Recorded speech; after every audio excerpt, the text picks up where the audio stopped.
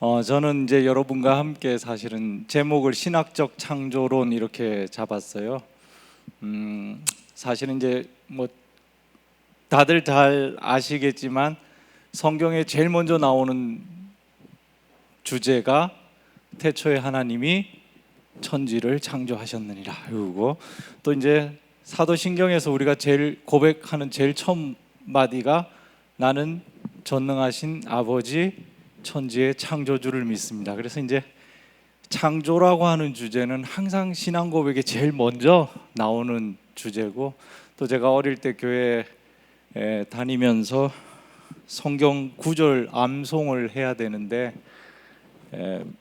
요절이라 그러잖아요. 매주 좀 다른 걸 외워야 되는데 못 외워왔을 때는 다른 걸로 땜빵을 해야 되거든요. 그럴 때 항상 썼던 게 태초에 하나님이 천지를 창조하신, 머릿속에 간단하고, 그 다음에 뭐 솔로몬의 아가라, 아가 1장 1절 말씀, 솔로몬의 잠언이라 잠언 1장 1절, 몇 가지 이제 무기를 들고 교회 가서 그때 요절을 못 외우면 대신했는데, 그런데 이제 사실은 우리 교회에서 이 창조, 매주 그 사도신경으로 창조에 대해 고백하지만 가만히 생각해 보면 창조에 대한 설교는 거의 잘 못 듣는 것 같아요.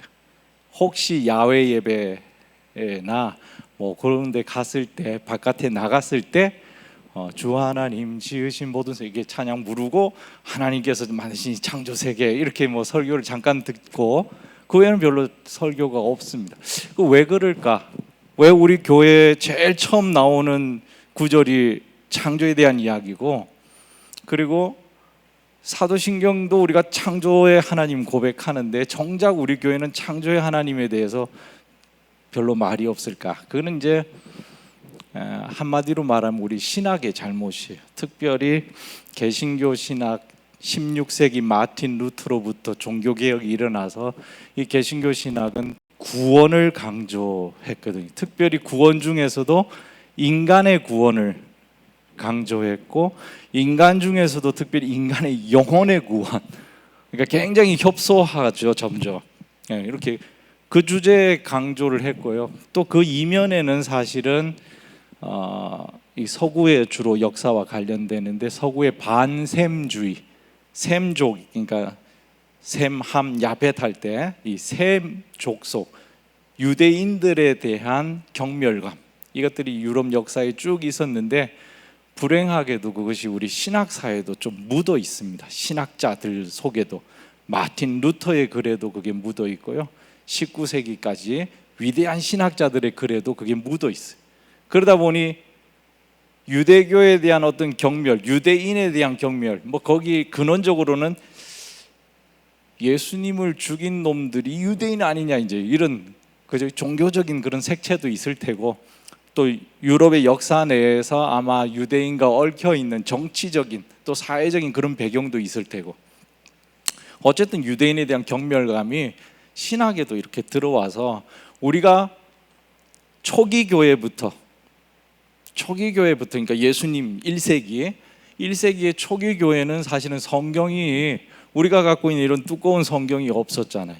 그때는 사실은 우리가 구약 성경, 지금 부르는 유대교 경전, 히브리 성경만이 성경이었어요. 사실은 아직 신약 성경이 쓰여지지 않았던 시기였기 때문에, 그래서 구약 성경이라고 부르는 이게 아주 중요한 성경인데, 금방 말했던 이 신학의 역사 속에서는 점점 구약 성경에 대한 관심은 좀 떨어지고, 그 대신에 이제 새로 쓰인 신약 성경에 대한 관심만 점점 높아지고, 그래서 신학사에서도 보면 구약에 대한 관심이 많이 없었어요. 언제까지 없었느냐? 뭐 제가 다 뒤져보진 않았지만 큰 줄기로 봤을 때는 20세기 초반까지도 그렇게 했습니다. 1, 2차 세계대전이 터지고 나서 독일의 신학자들이 이제 반성을 하면서 유대인을 600만 명의 유대인을 학살했잖아요. 그에 대한 반성을 하면서 구약 성경을 재발견하게 됩니다. 우리가 잘 아는 디트리 보네퍼 같은 목사님 옥중 서신 있잖아요. 저항과 복종이라는 책이 있는데, 옥중에서 성경 말씀 묵상할 때 보면 구약의 말씀 묵상하고 시편을 묵상하고 하면서 구약을 다시 이야기를 하기 시작했고요. 또 위대한 신학자 폰 라트 같은 또 신학자도 구약 신학자, 구약을 통해서 구약 성경 전체에 있는 주제들을 드러내고 하여튼 그런 일들이 있었어요. 그럼에도 불구하고 아직까지 그래도 중심은 구원이었지만 오늘날 20세기 중후반 21세기 들어서 우리가 놓친 것이 있지 않는가, 우리가 너무 하나님과 인간의 관계, 인간의 구원 이런 것만 관심을 가졌지 하나님과 이 세계, 하나님 만드신 자연, 하나님이 인간만 만드신 것이 아니라 사실 인간을 만들기 전에 뭘 만드셨습니까? 인간을 만들기 전에 먼저 자연을 먼저 만드셨거든. 인간 없이는 자연은 살 수 있겠어요, 없겠어요? 잘 삽니다. 우리 집의 풀들 보면 너무 잘 자라가지고 제가 좀 겁이 나요. 자꾸 화분이 모자라는데 하는 것도 없는데 잘 자라. 인간 없어도 자연은 잘 삽니다. 근데 자연 없이는 인간은 못 살죠. 오늘도 뭐 김치도 못 먹고요.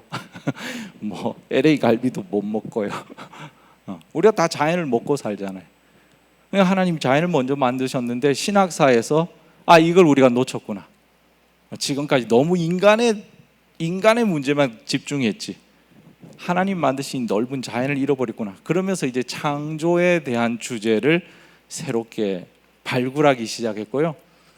특별히 이번 여름처럼 이렇게 더운 날, 우리가 흔히 기후 위기 이렇게 말하잖아요, 그죠? 이 기후 위기 왜 생깁니까? IPCC 뭐 제 6차 보고서 이런 데 보면 인간이 주범이다 이렇게 딱 명시해 버렸잖아요. 과학자들이 명시해 버렸잖아요. 신학자가 아니고 종교인이 아니고 과학자들이 기후 위기의 주범은 인간이 이렇게 명시해 버렸어요. 그러면 그건 동시에 여기에 대한 책임이 인간에게 있고 우리가 여기에 대해 뭔가 새로운 생각을 가져야 된다라는 걸 암시하는 거거든요. 이제 이런 여러 가지 질문, 도전 앞에서 신학적인 반성이 시작되면서 창조라고 하는 주제를 다시 발굴하게 됩니다. 저는 사실은 뭐 그것과 상관없이 앞에서 말했듯이 어린 시절부터 하여튼 창세기 1장 1절 말씀이 좋았고, 그리고 성경을 이렇게 읽고 생각하다 보니 창조라고 하는 주제가 어마무시하게 넓은 강이에요. 쫄쫄쫄 흐르는 이 냇물이 아니고 색강이 아니고 한강처럼 굉장히 넓은 성서의 큰 주제고, 이 주제야말로 성경 전체를 사실은 덮고 있구나, 이런 걸 이제 생각한 겁니다. 오늘 주제 보니까 이 PPT가 저도 눈이 나쁜데 아마 우리 선생님들도 다 마찬가지일 때 안 보일 거예요. 이럴 줄 알았으면 내가 좀 한자씩 딱 신학적 이렇게 할 텐데 아쉽습니다. 어쨌든 제목을 그래서 신학적 창조론 이렇게 잡았고, 그 밑에 깨알 같은 글씨로 뭐라 썼나 저도 잘 안 보이는데 성서적 신학적 창조신앙 이렇게 썼어요. 성서적이라고 하는 건 성경에서 이 창조신앙을 뭐라고 말하는지를 이야기하는 거고, 신학적이라고 하는 말은 뭐 똑같은 말 아니냐 하지만 신학적이란 말은 금방 말했던 성서 본문하고는 조금 다르지만 신학이라고 하는 학문 속에서 논의되어 왔던 이 두 물줄기가 같이 만나서 그거를 저는 이제 성서 신학적 이렇게 표현합니다. 그거는 이제 성서 연구하는 의미에서 성서 신학이 아니라 성서학적인 연구와 신학적인 어떤 교리적인 교회 전통적인 이 두 강물이 합쳐서 신학적 창조론 이렇게 이름을 한번 붙여봤습니다. 이게 뭘 눌러야 넘어가나요? 자, 그래서 이제 창조하면 여러 가지 질문이 일단 생깁니다. 창조가 도대체 뭐냐? 이런 질문 던질 수 있고요. 오래전부터 어떤 분들은 하나님이 세상을 만드시기 전에 그럼 하나님은 어디 계셨나요? 이런 질문 한번 들어본 적이나 던져본 적 있으세요? 저는 이거를 책에서 봤거든요. 책에서 아우구스티누스라고 하는 유명한 5세기 신학자가 쓴 책에 보면 하나님이 세상을 만드셨다고 그러는데 이제 비꼬면서 던진 질문이죠. 하나님이 세상을 만들었다고 그러는데 하나님은 그럼 세상 만들기 전에 도대체 어디 계셨다는 거냐? 그런 질문이 있죠. 거기에 대해서 아우구스티누스 대답하기를 하나님은 그런 이상한 질문을 던지는 너를 위해 지옥을 만들고 계셨다. 한번 겁을 줬어요. 지옥을 만들고 계셨다. 요렇게는 답하지 말아라. 겁을 주면서 수사학자였으니까 또 생각해 보면 아니 하나님이 세상을 만드셨으면 시간과 공간을 하나님 만드신 건데 그러면 시간과 공간이 존재하기 전에 하나님 도대체 어디 있었냐 이제 그런 사변적인 질문 던질 수 있죠. 저는 이걸 아우구스티누스의 책에서 봤는데 실제로 이런 질문을 저한테 던지는 분도 있었어요. 신학을 공부하신 분이 아닌데 깜짝 놀랐습니다. 그래서 제가 똑같이 아우구스티누스처럼 대답을 하려다가 그냥 말았어요. 아우구스티누스의 대답은 그렇습니다. 질문 자체가 틀렸다. 왜냐하면 하나님이 시간과 공간도 하나님이 창조하셨는데 그렇다면 시간과 공간, 시간 전이라고 하는 거 이 자체가 존재할 수가 없다는 거예요. 시간이 있어야 전이 있고 후가 있는 거지 그 시간 전에 이 질문 자체가 틀렸다. 그렇기 때문에 그건 질문이 아니기 때문에 대답도 할 수 없다. 이제 이런 대답을 했습니다. 또 이제 오늘 이제 같이 나눠볼 생각인데 하나님이 며칠간 창조하셨죠? 어떤 분은 7일, 어떤 분은 6일. 하지만 어쨌든 7일이든 6일이든 그럼 8일째는 하나님 뭐 하셨습니까? 7일째는 뭐 하셨죠? 안식하셨다. 성경에 이렇게 돼 있어요. 그럼 8일째는 안 나와 있어요. 9일째는 안 나와 있어요. 그죠? 그럼 하나님은 창조하신 후에 도대체 뭐 하고 계셨는가? 그냥 안식하고 낮잠 주무시고 그게 끝인가? 그 이야기 하는 건가? 이 질문을 우리가 한번 좀 다뤄보려고 합니다. 그 다음에 이제 오늘 우리 앞에 선생님들이 다 이야기하신 게 제가 앞쪽부터 다 듣지 못했지만 우리 박유미 교수님 하신 말씀 들어보니까 결국은 성서를 어떻게 읽어야 되느냐, 성경에 뭐가 쓰여 있느냐가 아니라 이 쓰여 있는 걸 어떻게 읽어야 되느냐, 요거 이제 소위 해석학적인 관심, 요게 이제 중요한 포인트인데 창조와 관련해서 우리는 어떻게 읽어야 되는가, 어떻게 해석해야 되는가, 그걸 한번 또 생각해 보고요.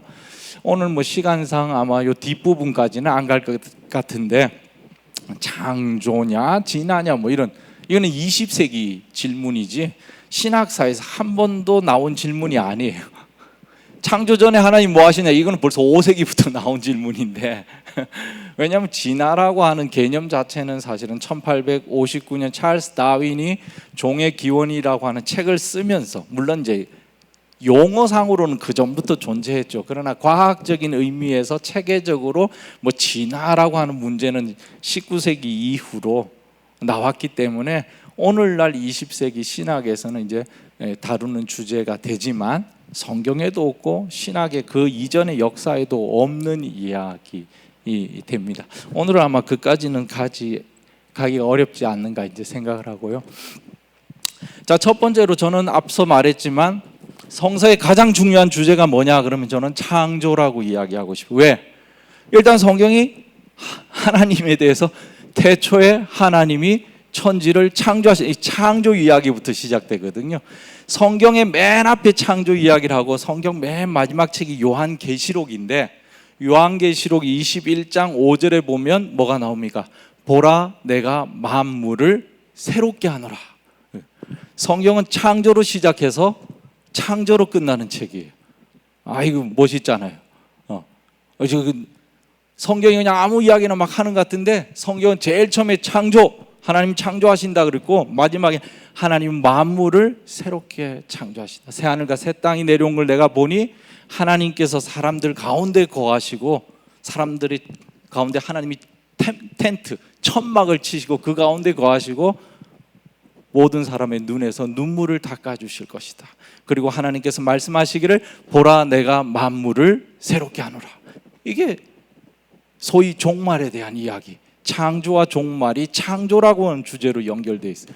성경 가운데를 딱 펴면 시편이나 이사야서가 주로 나옵니다. 점치듯이 이렇게 잘 펴잖아요.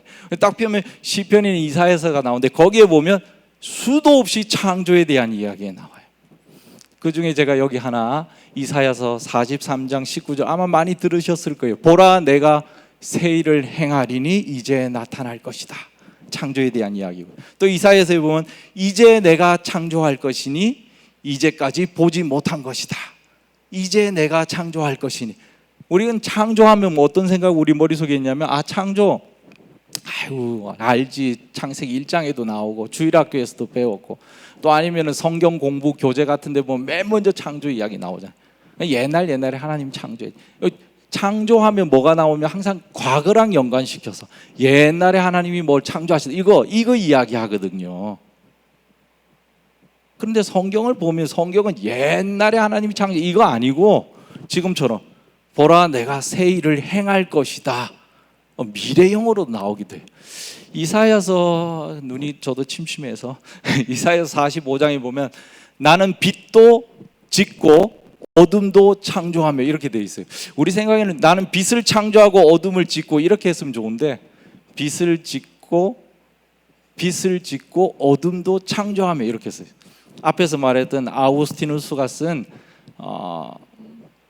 만이교도에 대한 반박 창세기 해설이라는 책이 있는데요, 거기에 보면 아우구스티누스는 하나님은 어둠은 창조하지 않으셨다, 하나님은 빛을 창조하셨다.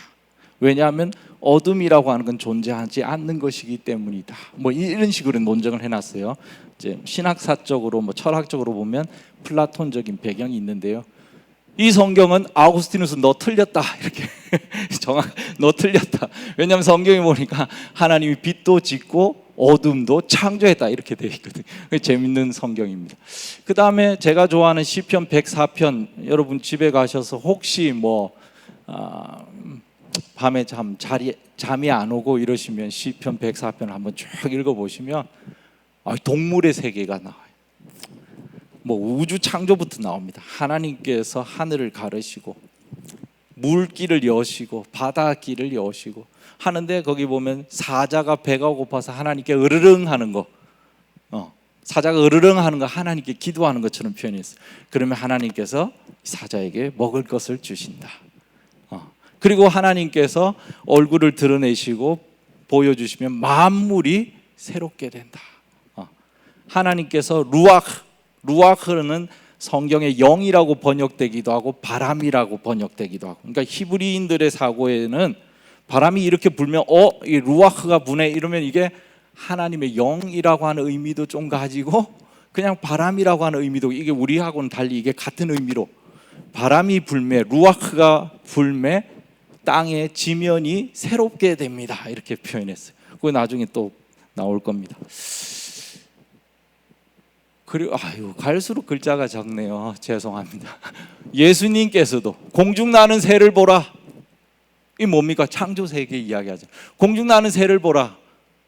아무도 먹이도 안 주고 하는데 하나님이 다 먹이고 입히신, 아까 시편 104편에 나오는 그거를 연속해서 말하고 있어요. 이 말씀에 감동을 받아가지고 정말 새를 연구하신 목사님이 계세요. 그럼 존 스토트 목사님, 우리 많이 들어보. 존 스토트 목사님 아마추어 조류학자가 되셨어요. 이 말씀, 그래 공중 나는 새 나도 봐야 되겠다. 예수님도 창조에 대한 관심을 갖고 계신 거죠.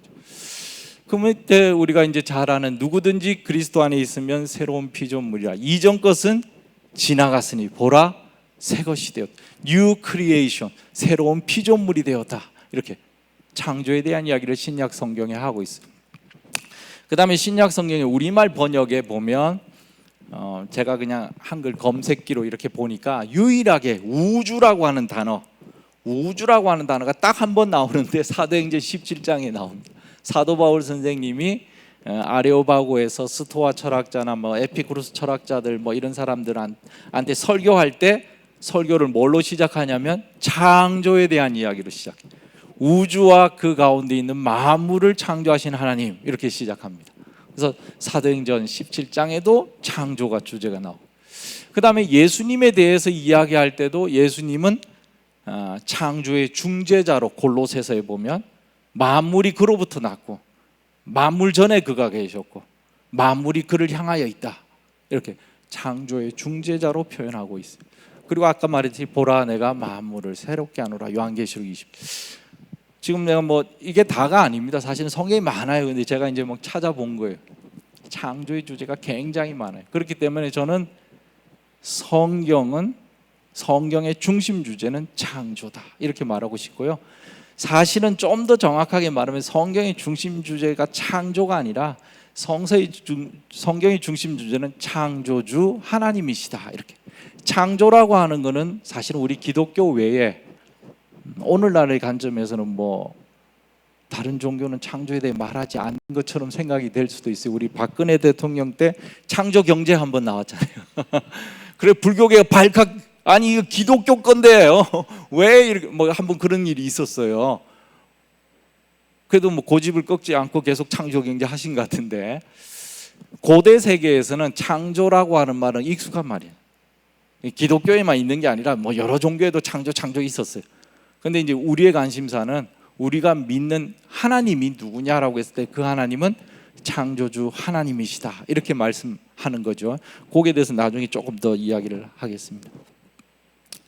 자, 그러면 이제 그림이 나왔는데요. 제가 좋아하는 백색 십자가, 샤갈의 백색 십자가라고 하는 그림입니다. 샤갈은 러시아 태생의 유태인이에요.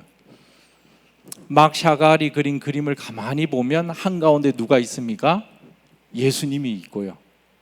그리고 그 주변에 뭐 잡다한 그림들이 있는데 보트를 탄 난민들, 그죠? 그다음에 이쪽에 불타는 유대인의 회당이에요. 그리고 뭔가 훔쳐서 도망가는 거 아니면 아기를 안고 불안한 모습으로 돌아서는 여인의 모습. 그건 잘렸나요? 하여튼 그런 있어요. 이 그림을 가만히 보면 이 그림은 예수님은 언제 십자가에 못 박히셨습니까? 지금으로부터 2000년 전에. 그죠? 그런데 예수님 주위에 일어난 사건은 뭡니까? 2000년 전 사건이 아니라 샤갈이 살아가는 시대에 일어난 사건이에요. 그러니까 샤갈은 2차원 평면 위에 2차원 이 캔버스 위에 서로 다른 시간대를 같이 담아 놓은 거예요. 아니 놀라운 거죠. 별로 안 놀라우신가 보네. 저한테는 놀라. 이 다층적인 구조. 이 평면은 층이 없잖아요. 근데 이 층이 없는 평면을 다층으로 1층, 2층 이렇게 만들어 놓은 여러 층으로 만들어 놓은 거예요.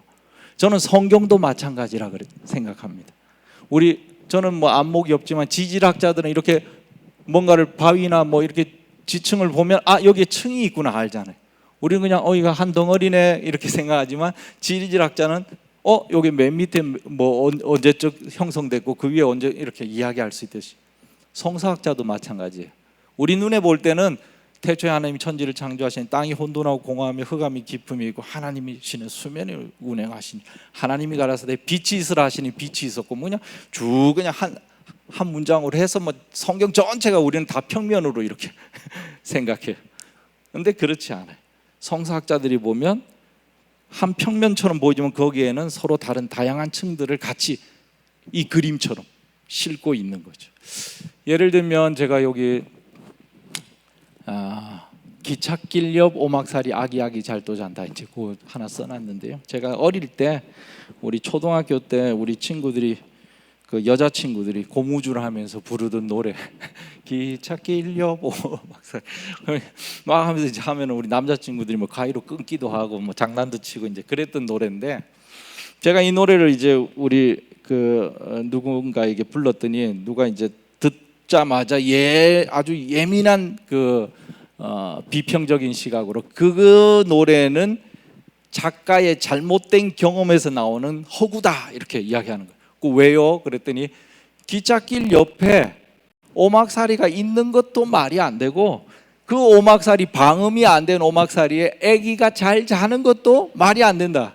그러니까 이거는 그냥 작가가 지 마음대로 만들어 놓은 이야기지 실제 경험과 뭔가를 전하는 메시지 하나도 없는 엉터리 노래라는 거예요. 그거 들어보니까 맞는 것 같잖아요. 그죠? 기찻길 옆에 오막살이 있으면 안 되기. 거기에 아기까지 또 잘 자는 말이 안 돼요. 그런데 이제 이거를 옹호하고 싶으면 또 해석을 해야 되잖아요. 이 노래는 사실은 미래형 노래단 말이지. 이때 기찻길은 자기 부상 열차였단 말이야. 소리가 안 나 그냥 샥. 이 오막살이 겉으로는 오막살이처럼 보이지만 사실은 뭡니까? 요즘 지진 방지하는 이런 시설로 다 돼 있기 때문에 이 미래형 도시를 의미한다. 뭐 이제 이렇게 해석할 수도 있어요. 또 어떤 사람은 좀 다르게 해석할 수 있습니다. 이거는 장애인을 위한 이야기야. 지금 이 아이는 장애를 가졌기 때문에 뭐 이렇게 해석할 수도 있어요. 다양하게 해석할 수 있어요. 그 어느 해석이 맞는지 잘 뭐 알 수가 없죠, 우리로. 그런데 역사적인 배경으로 들어가는 거예요. 그럼 이 노래는 언제 나왔지 도대체? 역사적 배경으로 딱 들어가면 1948년. 일제강점기가 끝나고 나서 나온 노래구나. 일제 그 폭정 속에서도 우리 아이들은 잘 컸단 말이지. 그래도 그걸 견뎌내고 미래의 일꾼으로 잘 컸다, 이 희망을 담고 있는 노래구나, 이렇게 또 해석할 수. 2절도 보면 옥수수가 잘도 큰다, 또 이렇게 기차 소리 요란해도 칙폭 칙폭 칙폭, 기차 소리 요란해도 옥수수는 잘도. 기차 소리 요란해도 나온 거 보니까 자기 부상 열차는 아니었어요. 그죠? 그리고 뭐 장애를 가지나 이거 이야기하고 싶었던 게 아니에요. 옥수수도 잘 큰단 말이지. 일제 강점기 때 그 폭정 속에서도 우리 민족은 그걸 견뎌내고 우리 아이들은 다시 희망을 갖고 자라는 미래 아이들의 이 메시지가, 역사를 보니까 이 노래가 지금 우리 21세기 불러진다고 해서 21세기 노래가 아니거든. 역사적 맥락으로 가면 새롭게 읽히는 거죠. 성경도 마찬가지예요. 우리가 성경을 읽을 때 가장 큰 문제가 21세기 책이 아니에요. 우리 옆집 아저씨가 써준 책이 아니에요. 그리고 한 번에 누가 쫙 쓴 책도 아니에요. 어떤 분은 모세오경 이러니까 모세가 갑자기 계시 받아서 다 쓴 거 아니냐, 저한테 이제 어느 목사님이 자기는 그렇게 가르친다 막 이렇게 이야기하시는데, 제가 듣기엔 그건 죄송합니다, 굉장히 무식한 이야기죠. 모세 시대에 글자가 없었어요. 일단 모세가 그걸, 모세오경이 얼마나 많습니까? 그걸 다 쓰고 있으려면 양피지는 또 얼마나 많아야 됩니까? 요즘처럼 뭐 종이에 쓴 게 아닌데. 모세가 죽은 이야기도 모세오경에 있어요. 죽으면서 나는 죽었다, 모세의 무덤을 찾을 수는 없다, 이렇게 쓸 수는 없죠. 마치 우리 시대 막 생각으로 성경을 읽어버리면 성경의 의미를 찾을 수 없어요. 성경은 성경 당시의 역사적 맥락으로 들어가서 그 당시의 관심사에서 읽고 그 속에서 오늘날 우리에게 무엇을 의미하는가를 또 생각해야 되는 거예요. 그러니까 사실 굉장히 어려운 작업, 우리 그 해석학적 작업이라고 이야기를 합니다. 엄마야 누나야 강변 살자, 이 노래 다 알죠. 엄마야 누나, 이것도 마찬가지. 엄마야 누나야 강변 살자, 야, 이 참 멋진 노래다, 이거 전원주택 짓고 살자는 노래다, 이렇게 해석할 수 있지만 지어진 연도를 보면 1920년대. 아까 우리 박영미 교수님 이야기했다. 왜 아빠는 등장하지 않고 왜 오빠는 등장하지 않냔 말이죠. 다 끌려간 거죠. 전쟁터 가서 죽든지 뭐 어디 끌려가서 노동을 하고 있든지, 뿔뿔이 흩어졌으니까 엄마하고 누나하고 집도 없는 거야. 강변 가서 살자, 이렇게 해석할 수 있는 거죠. 역사적 맥락을 알아버리면 우리가 알고 있던 생각하고는 완전 다르게 성경이 무엇을 말하는지를 알 수 있고, 여기서 하나 더 붙이면 문학적인 구조도 있어요. 성경은 그냥 막 쓰여진 책이 아니에요. 막 그냥 쓰고 싶은 대로 막 영감 받아가지고 막 이렇게 막 그렇게 쓰여졌다고 생각하지만 사실은 성경을 가만히 보면 놀라운 문학적인 구조로 되어 있어요. 창세기 1장 태초에 하나님이 천지를 창조해 첫째 날 뭘 만드셨어요? 빛을 만드셨잖아요. 둘째, 자꾸 물으면 이제 모르시니까, 둘째 날은 뭘 창조하셨냐면 궁창 위에, 궁창이라는 게 이게 뭔지 저도 모르겠어요. 근데 하늘에 뭔 창이 있다고 본 거예요. 비닐하우스. 하늘에 이런 우리 교회 이처럼 지붕처럼 궁창 위의 물과 궁창 아래 물을 나누셨어요. 그러니까 저 하늘에 무슨 창이 있고 그 칸이 있고 그 위에 물이 가득 차 있고 그 밑에도 물이 있고, 이 창이 확 열리면 비가 옥수같이 쏟아지는 거예요. 그런 생각했어요. 둘째 날 그거예요. 셋째 날 뭐 하셨습니까? 이 땅에 있는 물 치우고 무틀, 땅을 드러내셨다, 이렇게 되어 있어요. 지금 잘 보시면 첫째 날 어둠과 빛을 나누셨어요. 아우구스티누스가 생각했듯이 하나님 빛을 만들었다, 창세기 1장에 이런 말은 어둠을 만들었다 이런 말은 없어요. 그냥 어둠은 마치 전제된 것처럼 하나님이 빛을 만드셔서, 그러면서 빛과 어둠을 나누셨어요. 둘째 날은 궁창 위의 물과 궁창 아래 물을 나누셨어요. 셋째 날은 바다와 육지를 나누셨어요. 그죠? 나눔의 사건이 첫째 날, 둘째 날, 셋째 날이에요. 넷째 날 뭐 하셨습니까? 이렇게 물으면 또 모르죠. 넷째 날은 첫째 날이랑 연관이 돼요. 그렇죠? 첫째 날 빛을 만드셨는데 넷째 날은 뭐 하십니까? 광명체를 만드셨다. 해와 달과 별을 만드셨어요. 그리고 낮을 주관하게 하시고 밤을 주관하게 하시고, 다섯째 날은요, 둘째 날과 연관. 둘째 날 궁창 위의 물과 궁창 아래 물을 나누시니까 물과 하늘이 연관돼요. 다섯째 날은 새를 만드시고 바다에 물고기를 만드셨어요. 여섯째 날은 뭡니까? 바다와 땅을 나누셨잖아요. 땅의 짐승들과 사람을 창조하셨어요. 그 딱 보면 첫째 날, 둘째 날, 셋째 날 나누는 이야기. 넷째 날, 다섯째, 여섯째 날은 채우는 이야기. 생육하고 번성하고 땅에 충만하라. 바다의 물고기들에게도 충만하라. 땅의 풀들에게도 셋째 날 풀이 자라거든요. 풀들에게도 땅은 식물을 내어라. 이렇게. 창세기 1장의 이야기는 하나님이 세상을 창조하시고 생명이 충만하도록 생명의 풍성을 이루시는 이야기들로 이렇게 전개가 되고 있습니다. 그래서 성경을 우리가 읽을 때 그냥 마구잡이로 뭐 읽는 것도 괜찮고 사실은 그래도 괜찮습니다만은, 보다 전문적일 때는 역사적인 맥락과 문학적인 구조를 살펴보면서 읽으면 그 속에서 우리가 지금까지 몰랐던 이야기들을 발견해.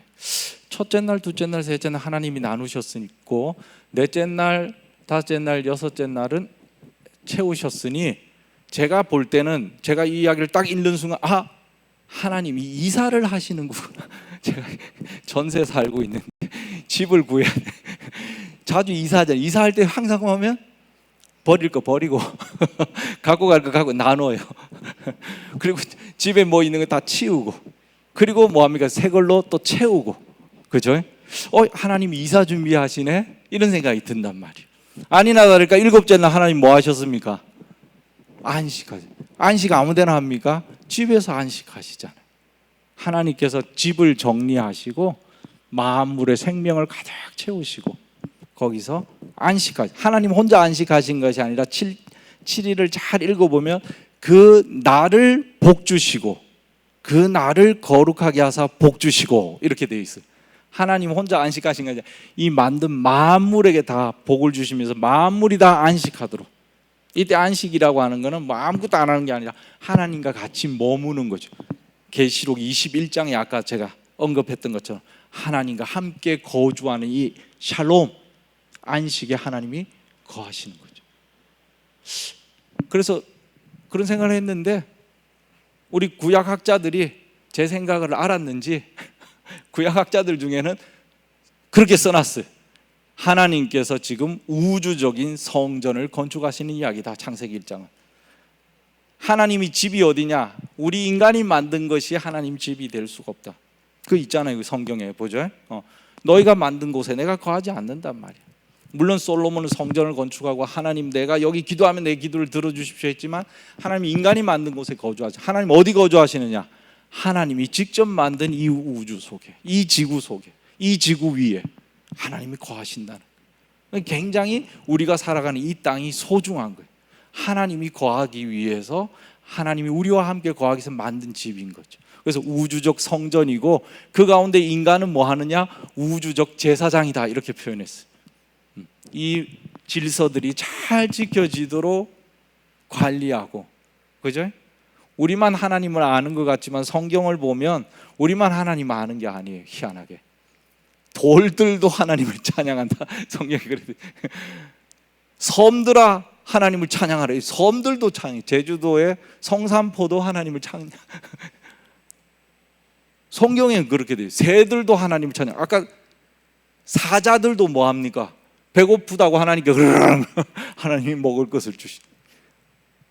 그런데 하나님을 알고 있다, 의식하고 있는 가장 명확하게 의식하고 그걸 표현하는 사람은 우리 인간이죠.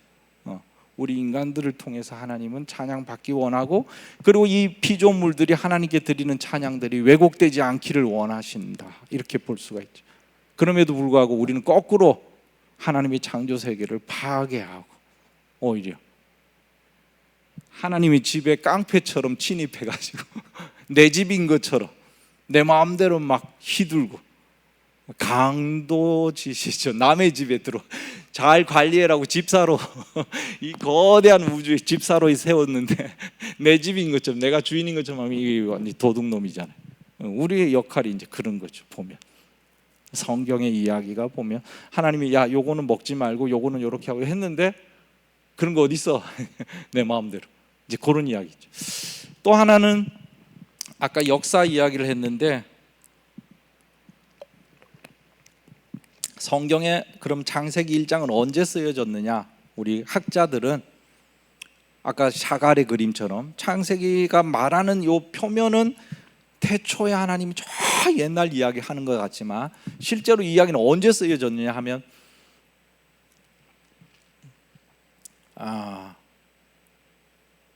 7세기, 6세기, 바벨론 포로기, 6세기, 요때 BC죠, BC. 그때 쓰여졌다, 이렇게 보는 거예요. 히브리 민족들이 바벨론의 포로로 잡혀가서 앞에 대한 전망도 없고 앞으로 우리 자손도 이제 다 끊기고 모든 게 절망적인 상황 속에서 하나님이 주신 메시지를 여기에 담아 놓은 거예요. 하나님이 어둠 가운데서도 빛을 드러내신단 말이에요. 너희들이 디딜 땅이 없다고 생각하는데 하나님 너희 디딜 땅을 주신단 말이에요.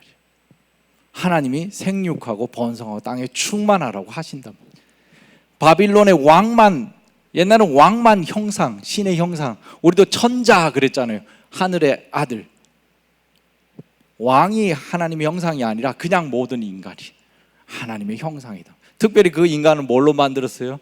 보잘것없는 흙으로, 아다마에서 만들었기 때문에 아담이라고 이야기하신 거예요. 성서 원어를 좀 더 보면 아다마도 아니에요. 아다마의 아파르, 흙에 있는 티끌, 흙보다 더 보잘것없는 이 티끌을 하나님이 인간으로 만드셨다. 아브라함 같은 사람 뭐라 그럽니까? 하나님께 기도할 때 흙과 먼지에 불과한 제가 감히 하나님께 기도합니다. 아파르 거기도 썼어요. 뭐 그런 메시지를, 너희들이 지금 보잘것없는 아파르인데 하나님은 바로 너희를 하나님의 형상으로 만드셨다. 희망의 메시지를 주고, 그게 바로 창세기 1장이다. 이게 이제 우리 학자들의 이야기입니다. 그리고 하나님은 안식일, 제가 아까 제 8일은 뭐 하셨고 제 9일은 뭐 하셨고, 성서 이런 관심 하나도 없어요. 우리는 하나님이 며칠간 세상을 창조했지 이게 막 중요하고 뭐 이렇게 하지만 성서 사실 그런 관심이 하나도 없어요. 무조건 7일이에요. 사실 하나님께 7일이라는 게 필요하겠습니까? 하나님 만들면 하루면 다 하죠. 아우구스티누스도 그렇게 말했어요. 하나님께 무슨 시간이 필요하냐, 세상을 만드시는데. 이거는 너희들이 알아듣게 하기 위해서 이렇게 표현한 거단 말이죠. 칼빈도 뭐 비슷하게 그걸 이제 신학적 용어로는 아코모다치오라고 해가지고 적응 이론 이렇게 써놨어요. 무식한 놈들한테 이해할 수 있도록 이렇게 표현한 거다. 7일이라고 하는 것은 이스라엘 백성에게는 완전수고요, 중요한 개념이고요. 성경에 보면 7일 후에 첫째 날은 저녁이 되고 아침이 되니, 둘째 날 저녁이 되고 아침이 다 있어요, 그죠? 7일째는 저녁이 되고 아침이 되니가 있습니까, 없습니까? 성경을 안 읽어보셔서 모르실 텐데 보시면 없어요. 그러니까 그걸 만약 우리가 문자적으로 7일이다 하면 어떻게 보면 7일은 아직 끝나지도 않은 거예요. 영원한 7일, 영원한 안식이. 창세기 1장은 옛날 이야기가 아니에요. 옛날에 하나님이 세상을 만드는데 첫째 날 뭐 하고 둘째 날 뭐 7일 동안 하시고 그럼 8일째 뭐 하셨냐, 그건 뭐 안 써서 모르겠네, 이런 이야기가 아니라 하나님께서 이 세상과 어떤 관계를 맺으시는지, 우리가 믿는 하나님이 어떤 존재인지, 창세기 1장에 오히려 하나님의 성경 전체를 관통하는 주제가 다 들어가 있는 거예요. 하나님이 창조를 하셨고 우리에게 생명이 풍성한 세상을 원하시고, 그리고 반드시 그런 세상으로 만드셔서 우주 만물과 함께 안식하신다. 이게 하나님의 드라마고 하나님의 역사라는 거예요. 요한계시록 21장은 바로 그걸 이야기하는 거죠. 보라, 내가 만물을 새롭게 하노라. 새하늘과 새 땅이 우리 가운데 거하시고 인간과 함께 하나님이 거하시니 모든 사람의 눈에서 눈물을 닦아내신다. 그래서 저는 이제 논문을 쓰는 사람이기 때문에 논문을 쓰다 보면 서론, 본론, 결론 뭐 이런 게 있잖아요, 그죠? 성경은 사실 논문은 아닌데 서론 안에 뭘 쓰냐면 뭐 본론을 다 써요. 사실은 본론을 요약해서 씁니다. 창세기 1장은 어쩌면 성경 전체를 다 요약하고 있는 하이라이트에 해당되는구나, 이제 이런 생각을 하게 되는 거죠. 어이구야, 이게 제가 가진 PPT 절반만 하려고 했는데 그의 또 절반만 잠깐 하고, 자, 그래서 요건 이야기했으니까 넘어가겠습니다. 성경의 하나님은 말씀으로 창조, 다른 당시 고대 신화들도 창조 이야기 나오는데 거기는 뭐 조잡하게 뭘 신들끼리 싸움박질을 해가지고 신들의 뭐 피를 뽑아가지고 뭐 하늘을 만들고 뭐 뭘 뽑아서 뭘 막 이렇게 돼 있어요. 성경 아주 깔끔한 그런 거 없어요. 말씀으로 그냥 창조해요. 이게 핵심이에요. 사실은 하나님은 말씀하시는 분이고 그 하나님의 말씀은 우리가 듣는 이런 주파수가 있는 이런 말씀이 아니라 사건을 일으키시는, 창조의 사건을 일으키시는 바로 사건이죠. 말씀이 곧 사건이죠. 하나님이 말씀하시고 그 말씀으로 사건을 일으키시고 그게 바로 창조다. 이제 이런 이야기를 하고 있는 겁니다. 자, 요것만 이야기하고 마쳐야 되겠습니다. 하나 이제 중요한 거는 성경의 주제가 저는 창조라고 이야기했는데 우리 여기 보니까 주님을 바라봄이, 바라라는 단어가 여기 주님을 바라봄이 봄입니다 이렇게 돼 있는데 히브리 단어 바라라고 하는 게 창조라는 뜻이에요. 히브리 단어로 바라, 아사, 야차르 뭐 비슷한 단어가 맞는데 우리 성경에는 바라를 창조 이렇게 번역했고요, 아사나 야차르는 창조란 말로 번역 안 하고 다른 말로 번역했어요. 그러면서 마치 바라와 다른 단어들이 서로 의미상 다른 것처럼 이렇게 번역을 해놨습니다. 그리고 실제로 인터넷을 뒤져보면 바라는 무로부터의 창조, 아사는 원래 있는 거로부터의 창조 뭐 이렇게 구분을 해놨어요. 근데 그거는 사실은 제가 면밀히 검토해 보니까 잘못된 거예요. 성경에 그렇게 안 돼 있어요. 성경 보니까 하나님이 인간을 바라 창조하셨고 또 인간을 만드시고 이렇게 연속으로 써놓으셨어요. 야곱아, 너를 만드신 이가 부르신다. 야곱아, 너를 창조하신 주님께서 말씀하신다. 이렇게 돼 있어요. 바라라고 하는 단어나 아사, 야차르가 서로 병행적으로 쓰여 있어요. 문법적으로는 구분이 됩니다만 의미상으로는 구분이 안 돼요. 자, 그런데 이제 저는 그 바라라고 하는 단어, 중요한 단어죠. 바라라고 하는 단어가 성경에 어떻게 쓰여졌는지만 오늘 이야기를 좀 하고, 너무 피곤하시잖아요. 1시부터 창조가 지금 필요합니다. 보면은 아까 제가 말씀드린 이사야서 야곱아, 너를 창조하신 주님께서 말씀하신다. 이때 야곱이 누구겠어요? 이스라엘 백성이에요. 야곱아, 너를 창조하신 주님께서 말씀하신다. 이게 무슨 뜻이겠어요? 야곱이 지금 없었는데, 이스라엘 백성이 하나도 없어. 여기 교회에 지금 아무도 없었어. 근데 하나님이 창조해 뿅 하고 갑자기 다 나타난 건가요? 이스라엘 백성이 원래 있었어요. 그런데 하나님 뭐랍니까? 야곱아, 너를 창조하신 하나님이 이렇게 말씀하신다. 이스라엘아, 너를 지으신 주님께서, 아사라고 하는 다른 단어. 우리는 창조하면 뭘 생각하냐면 매직으로 생각, 없는데 마술처럼 뿅 이렇게 생기는 거, 이거 자꾸 창조라고 생각해요. 그죠? 머릿속에 창조하면 없던 게 뿅 생기는 거, 이것만 생각하는데 그건 우리가 만들어낸 창조에 대한 관념, 통념이고요. 성경은 이 바라라고 하는 단어를 그렇게 쓰지 않았어요. 이스라엘이 있는데 하나님은 이스라엘을 선택하신 것도 바라라고, 이렇게 특별한 관계를 맺고 있는 거, 이걸 바라라고 하신 거예요. 이사야서 44장에 보면 모태에서 너를 지었다. 모태에서 너를 지었다. 그럼 하나님이 엄마 뱃속에서 막 손으로 들어가가지고 막 이렇게 막 세포 분열 막 일으키시고 이런 그림을 그리면 안 되죠. 아기가 뱃속에서 자라가고 있는 이 모든 과정, 하나님의 창조의 역사 속에 있다는 거예요. 그걸 창조라고.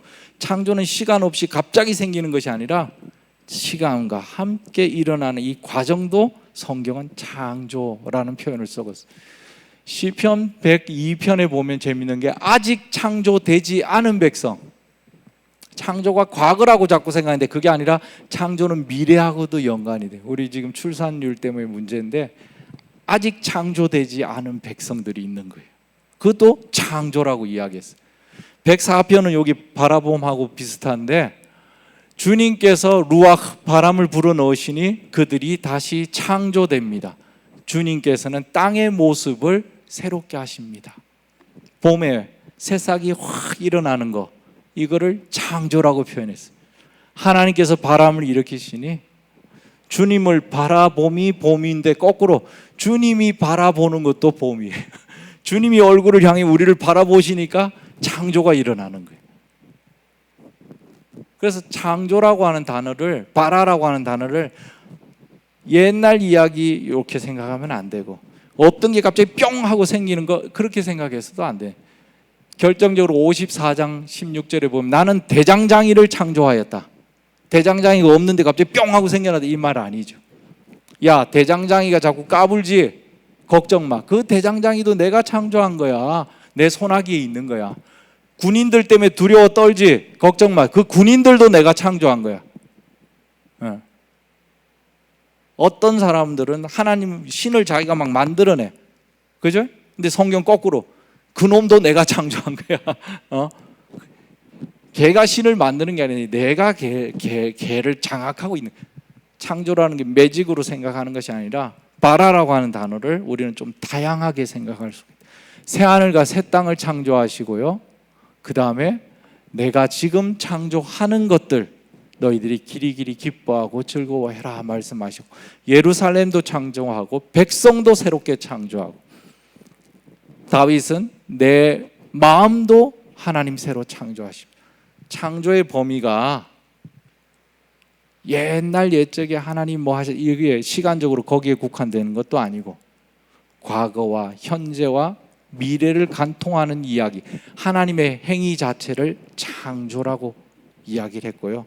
그 범위가 우리 인간의 마음, 영혼도 창조하고, 영도 새롭게 하고, 우리 인간도 새롭게 하고, 자연도 새롭게 하고, 역사도 새롭게 하고, 우리가 살아가는 이 동네도 새롭게 하고, 이걸 성경은 창조라고 하는 단어로 담아놨어요. 그러니까 창조라고 하는 게 얼마나 넓습니까?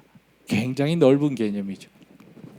금방 말했지, 바라, 야차르, 아사 뭐 그 외에 또 다른 단어가 많지만 서로 통용되는 의미로 구성되어 있습니다. 자, 그래서 저는 이제 우리 이제 신앙 고백에서는 신앙 고백, 우리가 하나님께 드리는 신앙 고백의 중요한 점은 뭐냐면은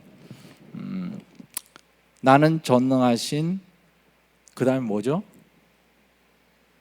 제가 몰라서 묻는 게 아니라 나는 전능하신, 이게 어렵죠. 하려면 또 어려. 아버지 천지의 창조. 우리 새로 번역 바뀌었잖아요. 우리 새로 바뀐 거에는 보면 나는 전능하신 아버지가 먼저 나와요. 그리고 천지의 창조주를 믿습니다, 이렇게 돼 있어요. 이게 중요한 핵심이에요. 하나님을 우리는 창조주라고 고백하는데 그 창조주 하나님이 누구냐는 거예요. 아버지라고 돼 있어요. 저는 다행히 아들이 하나 있습니다. 그럼 저는 아버지예요. 아들이 없으면 제가 아버지 될까요, 안 될까요? 결혼을 해도 아버지는 안 되죠. 아들이 있어야 아버지, 딸이 있어야 아버지 되잖아요. 그죠? 하나님이 아버지라면 이 땅은 뭡니까? 하나님 만드신 자연은 뭡니까? 아들과 딸이라는 거예요. 이 중요한 메시지가 우리가 고백하는 사도신경에 담겨 있어요. 그냥 하나님이 세상 만드셨지, 멋지다, 이게 아니라 그 만드신 하나님과 나의 관계, 그 만드신 하나님과 이 세상의 관계를 아버지라고 하는 개념으로, 부자 관계로, 아니면 모녀 관계로, 부모와 자식의 관계로 성경 끊임없이 이야기하고 있어요. 그래서 자식이 다치면 어떻게 됩니까? 부모의 마음이 아프잖아요. 성경도 그렇게 돼 있어요. 그래서 이놈들이 이렇게 해라는데 일 안 하니까 하나님이 너무 열받아. 질투하시는 하나님 나오잖아요. 하나님이 아파하시죠. 창조의 역사는 옛날로 끝난 게 아니라 지금도 계속되고 있고요. 하나님은 계속 창조해 나가시는데, 그거를 우리 성경은, 우리 신학은 그거를 이렇게 표현을 했습니다. 태초의 창조가 있고, 이 태초의 창조로 끝난 것이 아니라 하나님은 계속해서 창조하신다. 이 제가 만든 용어가 아니라 17세기의 신학자들이 만든 용어예요. 루터가 뭐라고 이야기했냐면, 만드신 후에 돌보지 않는 하나님은 기독교의 하나님이 아니다. 그렇죠. 애는 낳았는데 관심이 없어. 아버지가 아니잖아요. 아까 제가 루터 잠깐 지나갔는데, 루터가 쓴 책에 보면은 창조주 하나님을 믿는다는 것이 무엇입니까? 이렇게 묻고 거기에 대한 대답으로 뭐라고 했냐면, 창조주 하나님을 믿는다는 것은 그분이 나를 만드셨고, 이렇게 썼어요. 우주 만든 거 상관없고 나를 만드셨고, 나에게 먹을 것과 입을 것을 주시고, 집과 양식과 공기와 물과 또 아내와 자식과 뭐 소와 이런 것들을 주시는 분이시다, 이렇게 써놨어요. 루터에게 창조주 하나님 어떤 분이냐면, 만드시는 분이 아니라 주시는 분이 핵심이에요. 사도행전 17장 아까 말했는데, 사도 바울 선생님이 아레오바구에서 설교할 때도 여러분 본문을 읽어보시면, 오늘 두 가지 읽으셔야 되네. 시편 104편하고 사도행전 17장 보면 주시는 분으로 되어 있어요. 하나님은 우주 만물을 만드신 주님, 하나님은 우리에게 많은 것을 주시는 분이시다. 사실 우리가 지금, 아까 제가 말했죠, 우리가 살아가는데 이 물 내가 만든 거 아니잖아요. 이거 내한테 주어진 거예요. 이 내가 만든 것도 아닌데 있는 거, 이것 때문에 사실 살아가는 거예요. 희한하게 공기 내가 만든 거 아닌데 공기 있음으로 해서 내가 선물로 받고 또 나도 생산하고, 그죠? 뭐 오늘 아침 먹은 LA 갈비 내가 만든 거 아니에요. 우리 마누라 만들었어요. 우리 마누라가 소 만든 거 아니죠. 누군가가 다 이미 주어진 거예요. 이 주어진 것 때문에 살아가는 거예요. 마틴 루터는 바로 이 모든 거 궁극적으로 이 주시는 분 누구냐? 창조주 하나님. 그거 믿는 게 창조주 하나님이시다, 이렇게 말했어요. 그 루터와 칼빈의 전통을 이어받은 사람들이 17세기 정통주의라고 부르는 사람들이, 이 사람들이 그걸 공식화해서 태초의 창조, 그 다음에 계속적 창조, 이름을 이렇게 붙였어요. 계속적 창조는 뭐냐? 쉬운 말로 하면 우리 교회에서는 섭리라고 부르는 거예요. 하나님이 섭리하신다, 이런 말 하죠. 신학적 용어로는 하나님이 창조를 계속해 나가신다. 근데 그 하나님 뭐 하시냐? 만드신 것을 보존하시고 그리고 협동하신다. 이게 다 17세기 개신교 전통주의자들이 썼던 용어예요.